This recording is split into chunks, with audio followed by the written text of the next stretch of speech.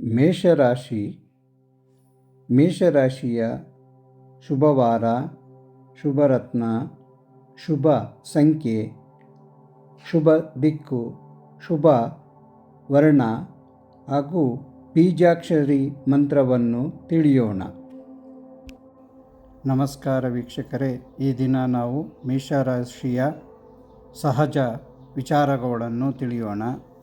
ಅಶ್ವಿನಿ ನಕ್ಷತ್ರ 4 ಪಾದಗಳು, ಭರಣಿ ನಕ್ಷತ್ರ 4 ಪಾದಗಳು, ಕೃತಿಕಾ ನಕ್ಷತ್ರ 1ನೇ ಪಾದ, ಇವುಗಳು ಮೇಷರಾಶಿಯಾಗುತ್ತದೆ. ಚೂ ಚೇ ಚೋಲ ಅಶ್ವಿನಿ ನಕ್ಷತ್ರ, ಲೀ ಲು ಲೇ ಲೋ ಭರಣಿ ನಕ್ಷತ್ರ, ಆ ಕೃತಿಕಾ ನಕ್ಷತ್ರದ 1ನೇ ಪಾದ, ಒಟ್ಟು 9 ಪಾದಗಳು.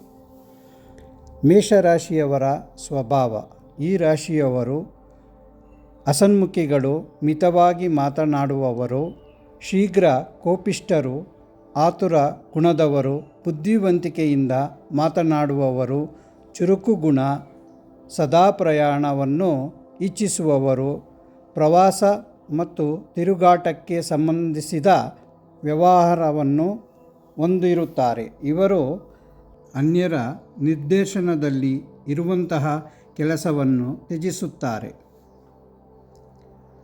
ಮೇಷರಾಶಿಯವರ ಶುಭವಾರ: ಭಾನುವಾರ, ಮಂಗಳವಾರ, ಗುರುವಾರ. ಶುಭ ದಿಕ್ಕು ದಕ್ಷಿಣ. ಶುಭ ಸಂಖ್ಯೆ 1, 2, 3, 9. ಶುಭ ರತ್ನ ಹವಳ, ಮಾಣಿಕ್ಯ, ಪುಷ್ಯರಾಗ.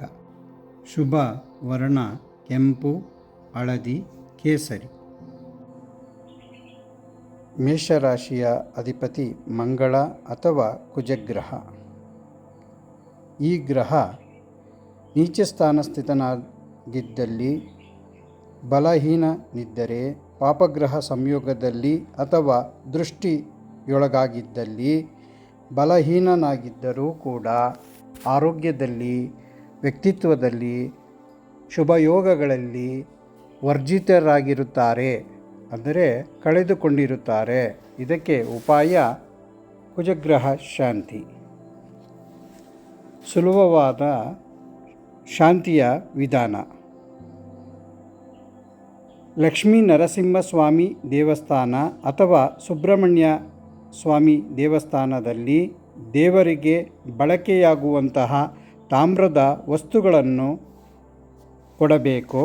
ಅದು ಶಕ್ತಿಗೆ ಅನುಸಾರವಾಗಿ ಓಂ ಮಂಗಳಾಯೇ ನಮಃ ಅಥವಾ ಓಂ ಕುಜಾಯೇ ನಮಃ ನಾಮಜಪವನ್ನು ಮಾಡುತ್ತಿರಬೇಕು. ಕುಜಗ್ರಹ ಬೀಜಾಕ್ಷರಿ ಮಂತ್ರ: